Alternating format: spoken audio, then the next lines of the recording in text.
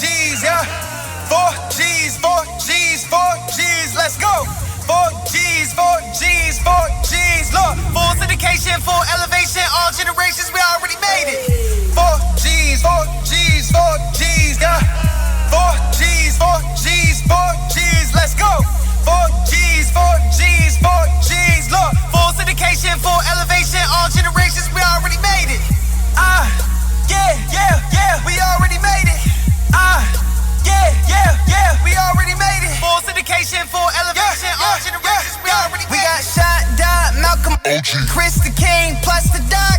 You know that's like 4 G's. Sports Mind. Real world, real problems, real news, real sports. We gon' let you know right here on 4 G's, 4 G's.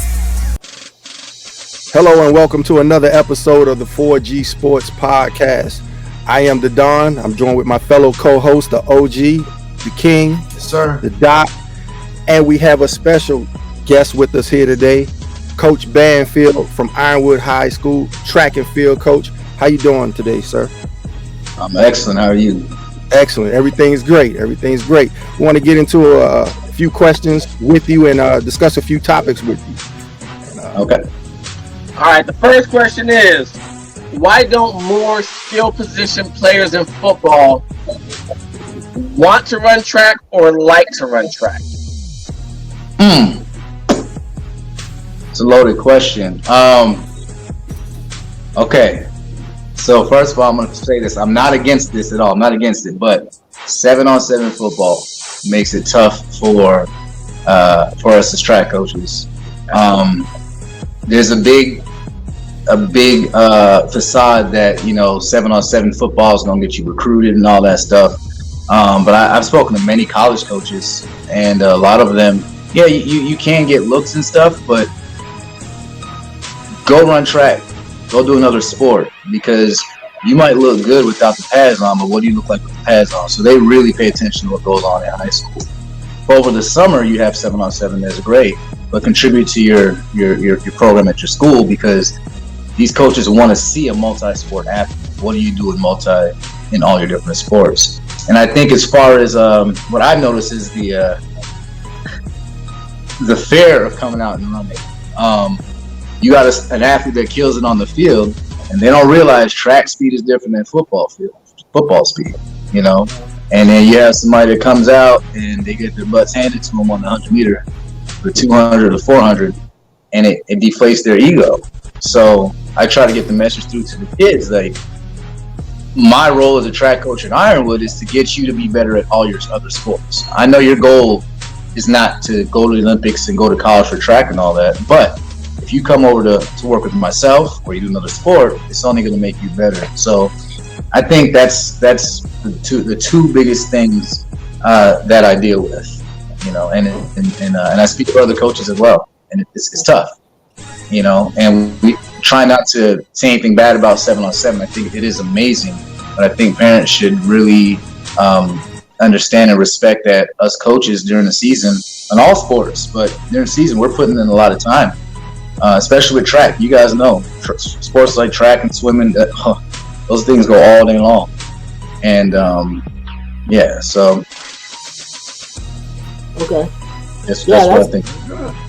That kind of leads in probably to my question, and this one I'm very interested in answering, because I have a young son who was born with brachial plexus injury, and I don't know if you're familiar with that, but essentially his left arm was born paralyzed. So I had always tried to push him a little bit more towards the track and field route, thinking he had limitations when actually he plays football anyway. But at what age should these kids take track seriously?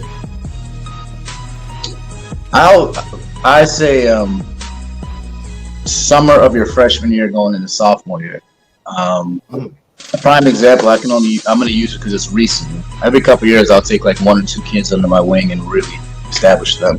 But I have a young lady by the name of Janiyah Jasper, who this year was going to do great things before COVID, but she decided to run freshman year, never ran track before, saw the potential, sat down with her mom. She wanted to go to college for track, this and that and the other. So beginning her freshman year, her freshman summer year going into sophomore year, be specialized. And if you look at her progression and what she's done, it's because we trained, and focused on technique, and there's a lot of technique and skill to run it. And I think that if somebody really wants to be a successful track athlete in general, but we're talking about track, right? You got to learn your sport and become a student. And I take it in phases with them as well. So freshman year, have fun. You know, if you go on her profile, you see the girls did hurdles. She did long jump. She tried high jump, you know. But when doing that, it lets me see, okay, maybe you'll be better off here. But by the time you're a senior, for me, you'll be specialized, but I can put you either in the 100 all the way up to the 800, you know, because you become a student and you've learned your body, you understand how to train, you understand how to race, and more importantly, your mental is there. And that's where the biggest thing is there, you know. Then that'll begin, like I said, summer of sophomore year, going into sophomore year is usually when that starts to click with kids, and they'll put it together by senior year. Okay. That's good to know. All right, I have a question that's going to kind of loosen this up a little bit. If you could pick your fantasy 4x100 meter relay team, who would it be, and who would be your anchor? Oh, okay. Well, anchor would be me. No, I'm just playing.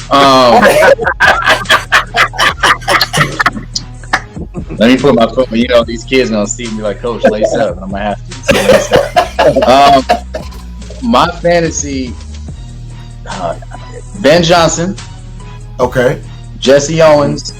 Okay. Otto Bolden, got to represent and Usain Bolt. I would have Ben Johnson. No, I would actually have Otto Bolden close out. Usain Bolt runs a crazy curve. Jesse Owens strong for that back stretch. Ben Johnson has the best start in the world. So I'd probably do Jesse Owens first, Ben Johnson second, Usain Bolt to run that curve like nobody else can, and let Otto bring it home, because he had a way once he opened up and goes, he just flowed. But I got to be fair though, because there's a woman's side too. Oh, go ahead. You know, by all means. So for the women, it would have to be FloJo, Shelly Ann Fraser-Price, Evelyn Ashford, my all-time favorite, Veronica Campbell-Brown from Jamaica, and who better than Shelly Ann Fraser to bring that home? You know, FloJo would be on that second leg with that beautiful stride of hers, and I would ultimately adjust her leg to where if she ran second leg, she's going to run the longest leg. Evelyn Ashford would start out, and she would, instead of having to run 100 meters, I'd probably have her run more like 80 meters, and we would get the baton right at the beginning of the exchange zone, let FloJo go. Veronica Campbell-Brown is a decorated 200-meter runner, and like I said, you know, the rest is history. Pocket rocket, just ain't nobody catching her. You know? So, kind of give you insight to how my mind works with the relay. Yeah. Okay. I see. Yeah. I have a question. So, being that track ended so abruptly due to COVID-19, no track meets, scouts aren't out there at the schools. What did you do to keep the kids encouraged to keep working out? And I'm gonna ask something in addition to the questions also. How did you help the kids keep their name relevant for the most part? Technology. We have a team app called InstaTeam. I would share videos with them or talk to them through the videos. You know, Instagram, things like that, phone calls. But my serious athletes, truth be told, we never stopped training. You know, we were out at the parks. You know, we were still grinding. To me, I had to go to their house with resistance bands. We did work. We didn't stop. And the athletes that kept training, they have goals of college and scholarships. And I'm happy to say that they've all gotten that opportunity to earn a scholarship to college. I love that.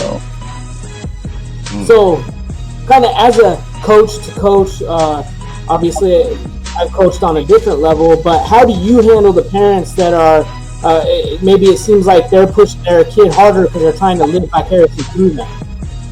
I remind them who's important. It's that simple. And if a parent wants to come and tell me, oh, you need this, that, and the other, I'm like, okay, by all means, you'll get your certification, you show me your credentials, you put in your application, we can talk about hiring you on and you can help me out. But you came to me and we sat down and discussed goals for your child. And I understand you might be at home with your kid, but when I'm working with your child one-on-one, or any of us coaches are working with them, we know them on a different level than you do. So if you want to push your kid, I understand you might be pushing them in the wrong direction to quit. And how about you just sit at home, be supportive, and enjoy your kid? Let me do my job. You know, and I have that conversation almost every year. And my son he's 8, and he's ridiculously talented. And I caught myself, because I'm into Muay Thai martial arts, and he's in karate now, and he had a little karate tournament. He's doing his thing, and he's winning. I immediately find myself walking arms crossed. I have to check myself, like, wait. You know, so I enjoy my child.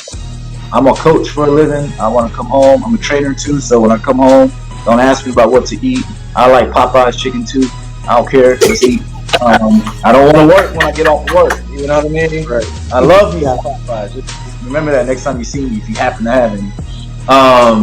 But yeah, I remind the parents who's important. You know, and that's usually to the fathers. And the mothers is the overprotective, and they live through their child in the sense of they want to make sure their child is okay, right? Because as women, they want to feel like they're okay. So this man or this coach is with my baby, let me make sure they're okay. Well, I tell them as well, I'm not here to hurt you. I'm not here to hurt your child, only guide your child. So you trust me, let me do my job, we can all fly. Perfect. All right. This is a question I have. Dealing with sports and then building character in kids, how important would you say the sports are to building character in kids? Oh, I mean, if you had a scale of 1 to 10, I'm gonna say 20. Okay. Having sports teaches. Okay, we can go with the basic stuff, right? Sports teaches you character in the sense you know how to handle loss, you know how to handle receive instruction away from the home, setting goals and things like that, right? But I talk to the kids on a business level. Okay, so you were making an agreement with me. I'm holding you to that agreement. If you break this contract, there's going to be consequences for it. So I think it's very important that the character building has to go in with the knowledge of how to handle life. Because we always, as coaches, we always use the analogy that what you learn in sports can carry on in life, right? Well, I'm going to teach you all aspects of that. You know, I show them if I'm doing meet entries, you know, look, this is the meet entries. And this is why if I sign you up for an event and you don't run it, you are letting the rest of the team down. So if you let the team down, I'm going to have to fire you. You know, and this is what's going to happen if you go to work. If you don't show up, you're not producing and you're not producing on top of that, because you know some of these kids are lazy, I'm going to have to cut you. I'm going to have to fire you. So I think it's very important. And as coaches, we have to make sure to, and it's tough. We had 120 kids on the roster last year, and of the 120, I can name 80 off the top of my head. But I kind of get to know all the parents, and I align my messages with each kid, because if you ever watch me at a track meet, I interact with every kid or parent that I walk by, and I try to keep that same energy with that child as their parents had with them. Whatever their goals are, how to discuss things with them, I try to keep it the same. So this way, for the next 4 years, that's a long time, right? It's going to be this along the same lines. And as coaches, I think we should recognize that we are a parental figure, more so than even teachers, to these kids, you know. And then I know that as a coach, and I don't know about for you guys, but I know I'm winning as a coach by how many wedding invitations I receive, and I've received a lot. So, you know, the rest of your life, I'm included in your life. I just had a discussion with a young lady last night about some stuff, you know, and she still calls me till this day, and and I love it. I love it, you know. Great. Need more coaches like you. Yeah, for sure. Good work with the young folk. All right, we want to change gears a little bit and get into some other topics that might lead us momentarily away from track and field. Okay. Right. I'm going to ask a question about the NBA. Oh boy. Everybody's opinion on, do you think a current NBA player could play in the NBA that existed in the 80s? I'm going to go to Doc first, and I'm going to come around to the King. What you got? All right.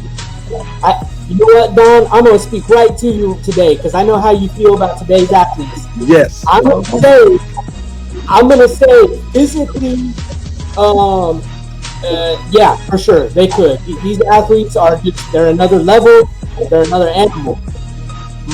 Somebody like LeBron, he would play well in any era. I do have concerns with some of them being able to mentally handle the 80s style of basketball because I don't know how many of them want to go in the lane against the bad boys Detroit Pistons. You know what I mean? Because they weren't necessarily trying to block your shot. They were sending you to the ground, and they were not shy about hiding that. So I have concerns that eventually they may not be able to handle some of these styles, but that's not all of them for sure. That's fair. That's fair. What you got on the King? Okay. With the athleticism, I would say absolutely.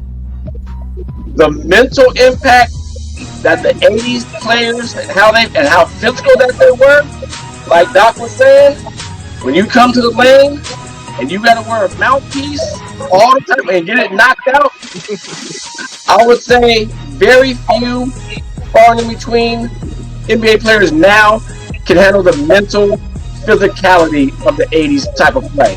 So I would say some could, it depends. It depends on who it is. But like I said, the physicality back then there was no flagrant. Them flagrant fouls were just regular fouls back then. Get up. You know, Yes. Jump off the ground and shoot your free throws. That's just what it was. No doubt. Yeah, so I would say some, but not all. All right, Coach Banfield.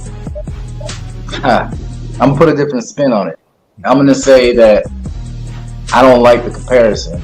I think the reason why these young kids now don't respect our era is because of this topic here. When we were growing up, we didn't have this discussion. We just saw respect of the game and saw how it grew and played, how we knew it. Sure. But answer the question, no, I don't.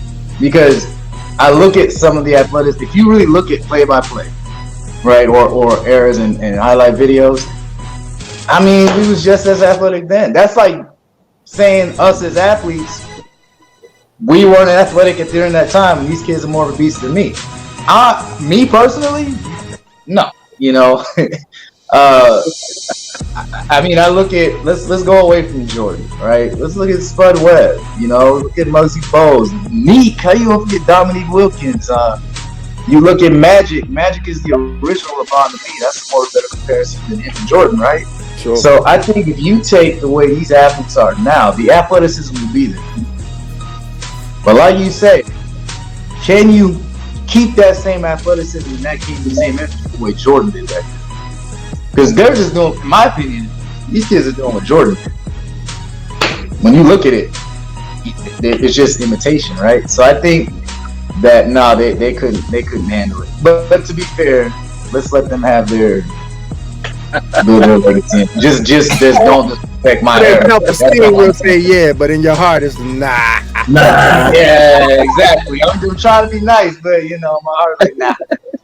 Okay. I'm still play. When I play them, I still play them like it's the 80s, and they get mad at me. I'm like, well, then don't play with me. I'm old school. OG, yeah. I'm gonna say no, and the reason I'm not going with the athleticism and all of that, I'm just going straight with back in the day. I know I did when I played ball. You played with people older than you. You didn't go to no AU team to go play with people your age, your same talent. You could be on a team when only one person can shoot, and you had to deal with bullies in the paint, getting beat up, people holding your jerseys, and the mental side of it is totally different then than it is now. You can see someone barely touch someone and they looking at the ref for a foul. Like you said, in the 80s, I remember Kurt Rambis going to the hole and getting clotheslined, and it was a two-shot foul. Yeah. You know what I mean? Yes, there were fights, but that was just a two-shot foul. And I think the mental side of the game is totally different because the style of play is different. They went from being in the post to everyone wants to shoot threes. So I don't think you can shoot threes all day, but if I can stop you from shooting threes and you scared to go to the hole, your game is done. Done. You're Can not I add gonna element to that? Go ahead. Go ahead, Coach. I think you said something key. Not just the way we play, the way we train. Because this day and age, I don't know about y'all, but I didn't have no training. Right. Exactly. So they just focus on one aspect of the game. How do we practice? We played ball. Yeah, We played. We went outside. We tired, drink from the hose, come back out. I remember playing, feeling like I was going to pass out. I just slowed down the tempo, kept passing the ball, wouldn't shoot, caught my breath, or shooting. Back at it. You know what I mean? If I want, you know what I mean? If the dude was outrunning me, what you do? You chuck him with that elbow, see what he's going to do. And if he backs up, you know you got him the rest of the game, even though he's better than you. Right? There you go. This day and age, man, like, I don't like LeBron. I'm going to tell y'all right now. I respect him as a man. What he's doing. I can't respect the man that flops all the time. Thank you. He drives me crazy. So disrespectful. Man. Not the win. Put 12, 3,000 pounds in here. That blew you over? Come on, man. I gotta draw attention Put him to against Shaq and see what happened. I gotta draw attention to him. I mean, everybody knows my opinion about old school athletes versus new school athletes. I just happen to think bigger, stronger, faster, better training, better coaches, better diet. There's no competition. But, you know, I get it. They may not have the toughness to go through the lane. I think there are players that will find a way. And Reggie Miller survived. I think players up today can survive. Ray Allen wasn't a tough guy, and he kind of was on the tail end of that era, too. Everybody wasn't the Detroit Pistons or the Knicks back then, for that matter. So, I'm going to say they will pop up the 80s players, but that's just my opinion. We all agree with this one now. I'm gonna keep it moving. I'm gonna go ahead with the Mount Rushmore of track and field. I know somebody already has their answer together, so we're gonna save Coach for last. What you got on it, OG? All right, question. Are we doing men and women, or just men or women, or both? I mixed them up because it would be hard for me to come up with 8 athletes. There we go. I got it mixed. All right, so this is no particular order. I got Jackie Joyner Kearse, Michael Johnson, Usain Bolt, Carl Lewis, and if I could add my 5th, it would be Edwin Moses. Okay. No doubt. What you got on it, King? All right. I got Flojo, Evelyn Ashford, Jesse Owens, and Michael Johnson. If I had my 5th, I go Carl Lewis. Gotta have Carl on there. Y'all know. What's up, Doc? You know, it's gonna, you know, at the risk of sounding like everybody else, I think you have to go Usain Bolt. To me, Carl Lewis kind of fits into the category that we visited before with kind of removing him like we did with Jerry Rice. I think Carl Lewis is the head of the Mount Rushmore sports or of track and field. So I went with Usain Bolt, Jesse Owens, and then I wanted to have 2 ladies in there too. So of course Jackie Joyner Kearse and Wilma Rudolph. Okay. Nice. No doubt. Well, I am going to sound like most others on the list. I went with Carl Lewis, of course, because he has those amazing pipes. Nobody sings the anthem like Carl. You know, that's the first track athlete I ever. Hey, he can act too. He was acting like a singer. Yeah. But, I mean, that's the first track athlete I ever knew. He was on the Wheaties box. I looked at him in the Olympics. That was, you know, the Jordan for me of track and field. Then you get into Jackie Joyner Kearse, and then of course you got Flojo. I think she changed it with her talent, and everybody else seems to remember the look and the way she changed the look and made it classy and cool. But she was a hell of an athlete as well. I also have Usain Bolt on there. I mean, it just, to me, I can't run that fast. I'm a big guy, but it just looks like he's not even giving it 100% and is blowing everyone away. I'm sure he works very hard, but he makes it look easy on game day, for lack of a better word. I had to throw Justin Gatlin on there too. I've been watching him for the last 10, 15 years, I'll say, and he's an amazing athlete as well. And I know he's getting older now, but he always seems to find himself near the front of the pack. So I'm going to go with Justin Gatlin on there as well. That's a good choice. And before Coach, before you answer yours, I just want to know, being a track and field coach, seeing Carl Lewis doing that national anthem, do you think that helped the sport, or that kind of said, oh, these guys right here, boy, I tell you. I'm going to tell you. I think Carl Lewis, he did the complete opposite of what he did in the beginning. If it wasn't for Carl Lewis, track wouldn't be as professional as a sport. He's the first millionaire track and field athlete, right? Yeah. Correct. Then he sang a national anthem, and we would see this joke all over again. Bye-bye. No, we don't want these people around. Yeah. Oh man. And then you ever seen the movie role he did? He tried to act, wow, I'm gonna get you. Yeah. It was bad. Oh, I gotta look at that now. I'm gonna research right now. But I'm gonna tell y'all though, I'm not a Carl Lewis fan at all. I'm not. Being a track and field fan and understanding the sport and understand how much of a jerk he was. Even as a young kid during the Ben Johnson, Carl Lewis era, there was always rumors of Ben Johnson failing that test. And if you watch ESPN documentary 9.79, you'll know exactly what I'm talking about. In essence, Ben Johnson's been saying that somebody slipped something into his drink. At the end of the documentary, they asked Carl Lewis, and he flat out was like, I don't think it's smart to revisit the past. So it's more personal to me. Being a track and field, this is my life. My family, all that stuff. But for me, it's Jesse Owens is the face of track and field for me. At least for American track and field, Of course, I'm gonna go with Jackie Joyner-Kersee. Jackie Joyner-Kersee, remember they used to accuse her of steroids? Yes. She trained then the way women train now. It's that simple. She lifted heavy weights, power cleaning, and all that stuff, which was seen as, back then it was, you don't want to put on too much muscle because you'll be slower. Mm-hmm. No, they had it figured out already. Because if you look at her build then, it looked different than the others, but she will fit right in with all the females now. Correct. Jackie Joyner-Kersee, because she's Jackie Joyner-Kersee, man. That's a bad woman. That's all I got to say,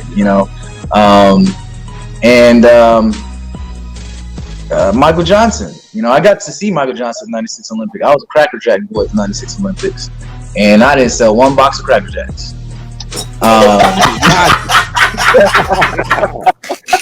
I didn't sell one box. I was 15 years old, and after that, I had the national championships in Florida, the Walt Disney Sports Complex when it first opened up, and for the 800. And I was so motivated, man. I went into that thing ranked like 35th, came out ranked and took 8th. But Michael Johnson, what people don't realize is he held his top spot for over 10 years and lost one race in 10 years. He was undefeated in the 400. To me, I love both, but look what Johnson did with that. And that we're talking about a career that's spanned from the 80s to 2000. But honorable mentions: Wilson Kipketer, one of the greatest 800 meters runners ever. He ran a 1:41 800. And it was unfortunate what happened to him I think he got malaria, and that kind of ruined his career. And then Easley Crawford, I added a couple more because I'm a librarian, so just to number to 4 is tough, But Easley Crawford, our home country of Trinidad, he was the first in the 70s Olympics. He was the first Olympic medalist for our country, so I'd have to put him up there for myself as well, So I think I'd put him up there if I could, Strong. That's a strong team. All right, we're gonna change it over a little bit to video games. This is where I'm a star athlete in the video games right here. What sport? First round draft picks. First round. What sports video games are you all currently playing, or if you play at all? And what level player would you say that you are? A, B, C, D, E, or F? I'm gonna go with you first, Doc. Oh, thank you for going to me first. First off, You look like you play games. I'm an all-star athlete here too. So I'll go ahead and challenge you. We can go ahead and get on the sticks, Don, and let's get to it. I play a lot of Madden and 2K. I actually don't really play anything other than sports games, and that kind of spans everything. You know, I'll play the baseball games, the hockey games, but mostly Madden and NBA 2K I tend to stick with. Okay. What you got, OG? You know, we've had battles, my brother. Oh, we go at it. We've had battles many of days and many of nights, in person and online. I am a Madden and 2K fanatic. Okay. My grade level, I'm gonna keep it honest. It just depends on my mood at the time, but I'm gonna say I'm an A because I'm gonna give you everything I got. You gotta believe it. I'm gonna give you everything I got. So, you know, no matter what it is, I'm running with the Cowboys and Lakers. We can run all day long. No doubt. King. You know, I'm a Madden and 2K. I played Malcolm. He's deep. He alright. Yeah, He pretty decent. But I'll give myself, I would say an A plus. I'll take an A plus. So whoever wants this work can get it. Okay. Y'all playing with the Browns? Playing with the Browns? Oh, I'm in.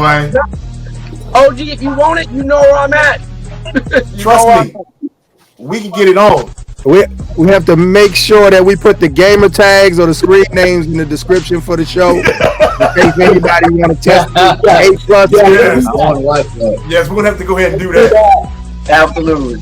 Coach Banfield, do you spend any time on the sticks? Coach. Oh, I'm sorry. It cut out for a quick second. Okay, you spend any I'm time gonna on start the with my grade, and I'm gonna say that I play Fortnite with my son, and I'm an F minus. I don't. I mean, I play only because my boy's a gamer, and he does that ninja that builds fast, and you know. Look, I've never been a video game player past Mario Brothers. Yeah, so unfortunately, if y'all want to catch this, it's an easy win. So I can up the points a little bit. Hey, I'll be the punching bag. You know what I mean? But I'm not a video game player. No doubt. I tried that Fortnite myself. It's too fast. The kids have better hand-eye coordination. Oh my old God, man like me, like everyone else. Right. 2K for basketball. That's why old folks need to stick to basketball and football. That's it. That's it. Yeah. You know what? Maybe I should do that. Maybe I should play him and that and beat him so I can feel good about myself. Because I tell you, yeah, you just got to push this, and he does this. It's a lot of combos. Pushing. What is that? You know, and then as he does that, all of a sudden there's like a fork. And I'm like, okay, well, all right, son. You know, but I tried. That's cool. And I'm going to be honest with my skills. I'm probably a C grade average player. No A's and B's for me. You know, it's just a pastime, really, at this point. Yes, sir. All right. Can I ask a related question? Go ahead. It's related. Are you all on Xbox or Xbox One or PS4? PS4. PS4. PS4. Oh, okay. I'm gonna stay quiet. I'm on PS4. I guess I'm the outlier. Okay, we got Xbox. Oh, you're on Xbox. Oh, Yeah. I'm sure a lot of the viewers will take you up on that challenge. It's a lot of Xbox. We'll put the screen. Yeah, put it on there. All right, we're gonna move over to our weight section of the show. This week's section is about the top 2 ankle breakers. So who are your top 2 ankle breakers? We're gonna go with the OG first. All right, you might not like my first one. My first one is AI on Antonio Daniels, which was a Philadelphia versus Washington game. Oh, Which AI made this fool fall twice on one move and still made the basket. That's one. And then my other one was from this year. James Harden on Patrick Beverly, who fell into Paul George, so he got a 2-for-1 deal with the foul on a 3-point shot for a 4-point play.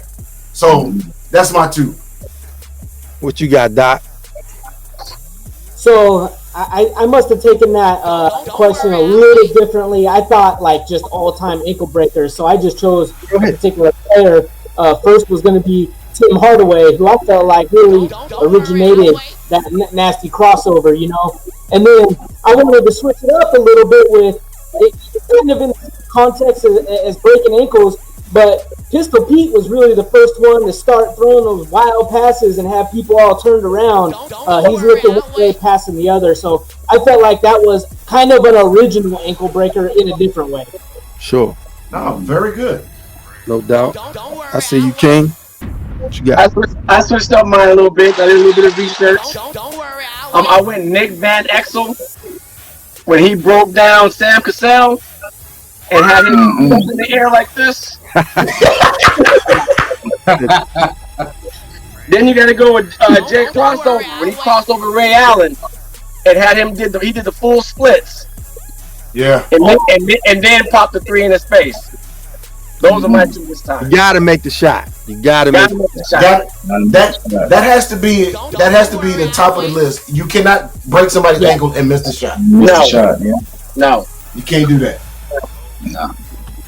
Coach Banfield, what you got on it? Anybody with a killer crossover? I'm a Jordan fan, and I think one of the most underrated thing about Jordan people look at is his crossover. And I just, one that sticks out in my head, I didn't really research, I just kind of like off memory. There was one, I want to say it's the late 80s, early 90s, I don't remember the players, but he crossed one over, he went flying, he went to the hole, crossed back over, he went flying, and then he dunked it. Boom. I'm going to try to find it, and I'll email it to you, so y'all can look at it. No doubt. To me, that was my first time, like, being like, you know, and not realizing that the crossover was a thing. And then second of I'm gonna go with AI where he crossed up Jordan. It's that simple. Yeah. AI crossed Jordan. He crossed that threshold of greatness. And unfortunately, AI, as we all know, is very underrated as a player. But yeah, that's my top two right there. Yeah, he was tough player. Well, it seems like everyone had AI on the list. I'm not gonna be any different. I'm gonna go with AI. I think everybody's overlooking Kyrie Irving.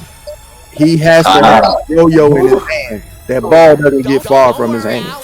It has to be illegal what he's doing, but their bodies sliding all over the floor.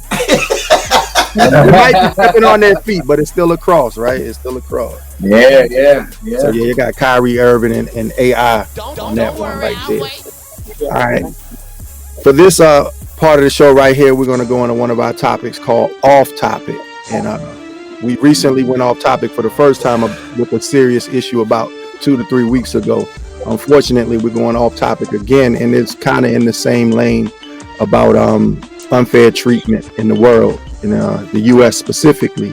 I just want to get anybody's opinion who wants to comment on what's been going on, starting out in Minnesota and with the murder of Mr. George Floyd. And if anybody has anything to say on it, you can say anything. And if you don't want to say anything, I respect that too. Whoever wants to jump in, go. I just want to say that I think at this point there needs to be a conversation, a honest conversation. Everyone needs to step back and let's just take, if we can take race out of it somehow, let's just have a conversation. What is the problem? Why is it that African Americans can get pulled over for the minorest things and not survive when someone not black has a gun or a knife willing to act cops, and you could take them to Burger King on the way to taking them to jail? How is that possible?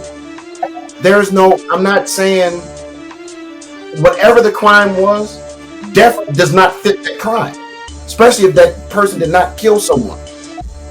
You know, in Floyd's case, we're talking supposedly over a counterfeit $20 bill. Never asked the man if he went to the bank, if he stopped somewhere else before he came there. You just assume that it came from him. He's trying to pass money. You call the cops and you see what happens. Ahmaud Arbery in Atlanta, down in Brunswick, Georgia.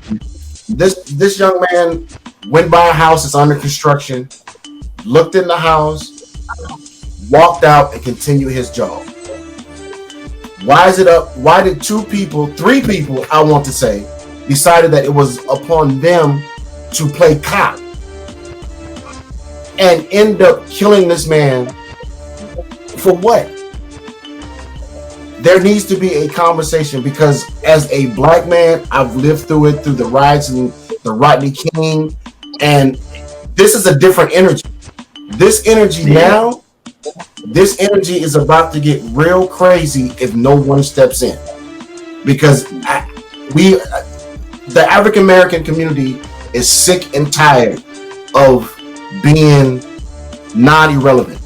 We're not saying we just want justice. If the crime is committed, arrest like you would anyone else, because this is starting to get out of hand, and a lot of innocent lives and a lot of people. COVID-19 hurt a lot of businesses, but these riots, especially in Atlanta over this weekend, that's going to add to it.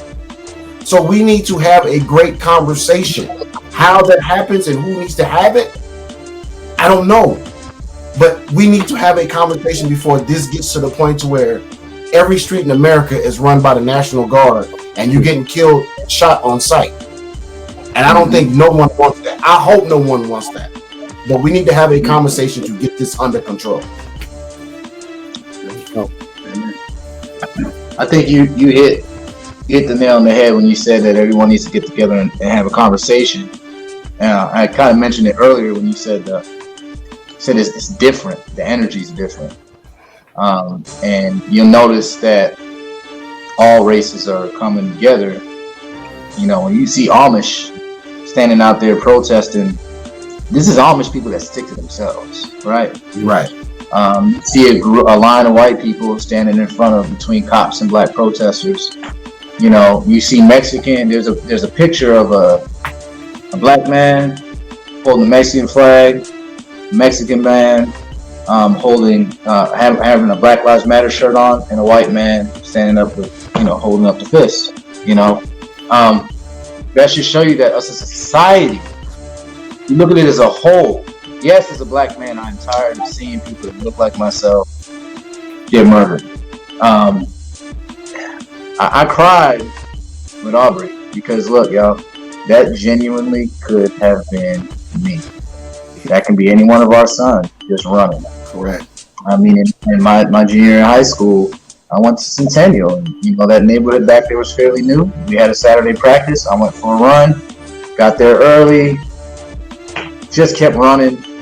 Went into that new neighborhood, and next I'm surrounded by cars. What are you doing here? Mind you, I'm in an all-white jumpsuit with reflectors. Mm-hmm. But and I'm on edge, man. In New York mentality still, so my hands is up and ready to go. Now that as I'm getting older, I realize that the anger that I'm feeling is just like getting fed up of seeing the same thing over and over again. And that just, if I'm feeling that way, I can only imagine how Latinos and Hispanics feel. Right. You got Mexicans chilling in cages and children disappearing.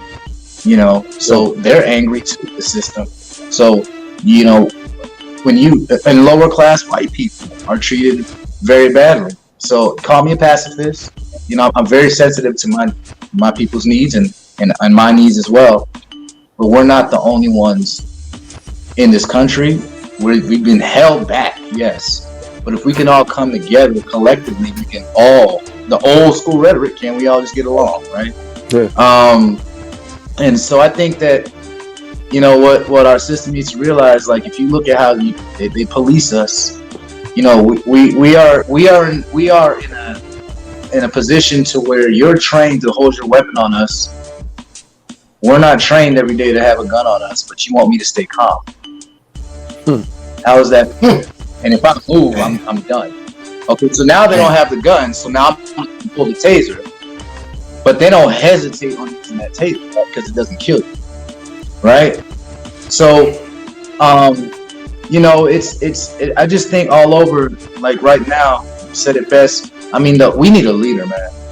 We need. Killer Mike is doing his thing. And you listen to that man speak, he's hitting the nail on the head with some topics, and even he's fed up. Like, I don't know if you saw his thing.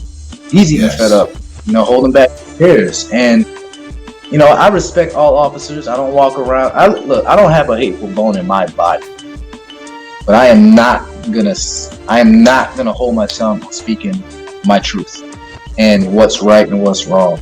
And if change is gonna happen, we need to wisen up. The same people that's spending all that time, hours upon hours at nighttime, looting and rioting, get your butts at home, read up on what's going on with politics and politicians, and head to the polls and vote.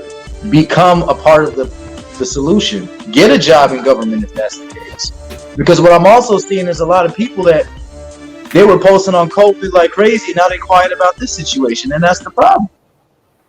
You know, so don't stay quiet, and then now you want to be the popular masses and start posting stuff. Speak up on it. And you know, to my white friends, Mexican friends who are saying a lot of insensitive things, you know, like, oh, thugs. I don't agree with the looting, but hey, you know, like that kind of stings when you say things like that. So I just think as a whole, we need to come together. And this country is supposed to be the greatest country in the world. And right now, I can tell you, we're the laughing stock of the world, and people don't realize that. Yeah. And it's sad. It's very sad. I'll keep mine short and simple. The narrative needs to change in the world. Period. The narrative has to change. I think as a parent, all of us are parents, not having answers for our kids and not being able to tell them anything as of right now, you know, compared to what they're seeing on TV. You know, I don't want my son to be driving, you know, down the street and have to be afraid to be pulled over for something as simple as a busted tail light or whatever the case may be. We don't want to walk on eggshells anymore. You know what I'm saying? We want to be able to live life. You know, I get emotional when I talk about this. Because me and Scotty talked about this a while ago. The narrative has to change. Period. That's just what it is. If it's a sit down with the communities, if it's a sit down with coaches and schools, whatever the case may be, the narrative needs to change immediately before it gets completely and more totally out of hand. Because the more someone's not saying anything, the worse it's getting. And like I said, for me personally, as a father of 3, I don't have answers. I can't answer my son's questions. I can tell him from experience, but I don't have the answers to his questions right now. And that's what's frustrating for me. No doubt.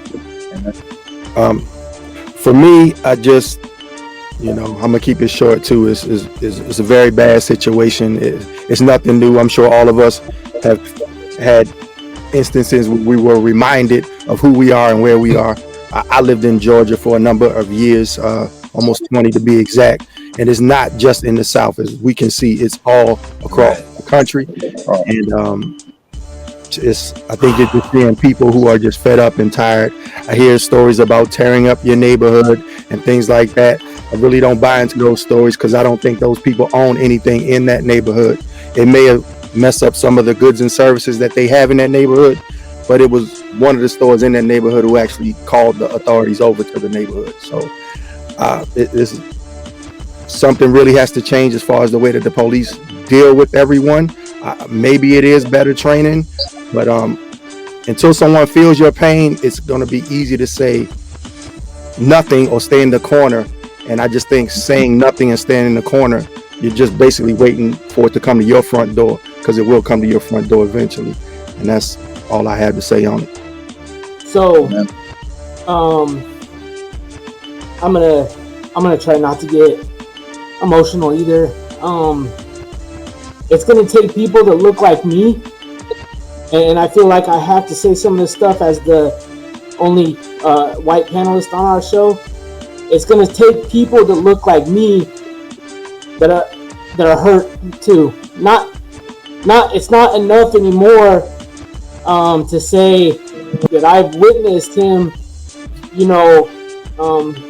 be targeted. And I mean, I told a couple weeks ago, man, I could go on, and this conversation will take me many different directions. Bottom line, it's not enough to say I'm not part of that group. Now it's me saying I denounce that group. I do not accept it. And it's time to make a change. It is time to unite as one, because that's really what the establishment fears, is us becoming one. Sure. We the people. Not just we people. We the people. Yes. Yeah. And with that being said, I want to thank everybody who joined us on the show today. All of my fellow co-hosts. Coach Banfield, we wish you success moving forward with the track team. And for everybody that's watching, thank you for joining us. Make sure you follow us on all social media platforms. We are 4G Sports with a Z. You can hit us up on Twitter, Facebook, Instagram. We hope to have our gamer tags and screen names under the show description. Make sure you like the show, subscribe to the show, and hit that notification bell so you don't miss the show. Once again, thanks everybody for their input. All right, thank you. Thank you for having me. Thank you, Coach. Thank you, Coach.